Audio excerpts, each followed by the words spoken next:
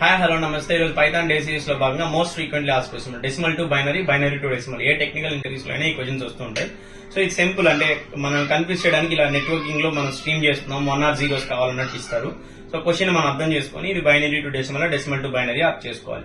ఏం చేస్తున్నానంటే నెంబర్ తీసుకున్నాను. ఇప్పుడు ఏం చేస్తున్నానంటే ప్రింట్ ఫంక్షన్ తీసుకున్నా, recursion function decimal to binary అనే ఒక ఫంక్షన్ రాసి దాన్ని రికర్సివ్ గా కాల్ చేయడానికి ట్రై చేస్తున్నాను. నేను ఇప్పుడు ఫంక్షన్ డిఫైన్ చేస్తున్నా, డెసిమల్ టు బైనరీ అని డిఫైన్ చేసి అక్కడ ఏదైతే n నేను తీసుకున్నానో దాన్ని ఇక్కడ పాస్ చేస్తున్నాను అనమాట. n ఈజ్ ఈక్వల్ టు 0 అనుకోండి, రిటర్న్ 0 ఆటోమేటిక్ అది బైనరీలో 0 1 కదా communication. Next 1 is equal to 1 అయింది అనుకోండి, రిటర్న్ 1 అనమాట. సో డైరెక్ట్ గా 0 1s కాబట్టి అది కాకుండా ఈ కేసు కానప్పుడు ఏం చేస్తున్నానంటే decimal to binary recursion call తీసుకొని n డబుల్ మాడ్యులస్ 2 తీసుకుంటున్నాం. ఇప్పుడు ఏమవుతుంది, 6 తీసుకున్నాం అనుకోండి, డివైడెడ్ బై 2 అయ్యి మనకి 3 వస్తుంది. అక్కడ 6 మాడ్యులస్ 2 తీసుకుని 0. సో దాన్ని గ్రాప్ చేసుకుంటాం అనమాట.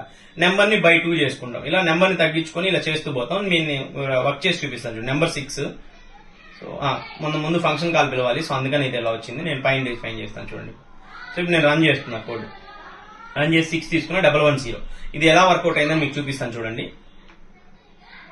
ఏం లేదు, 6 మాడ్యులస్ 2 3 అయిందా, 3 నెక్స్ట్ కాల్ 3కి వస్తుంది. 3 మాడ్యులస్ 2 ఏమవుతుంది, 1 అవుతుంది.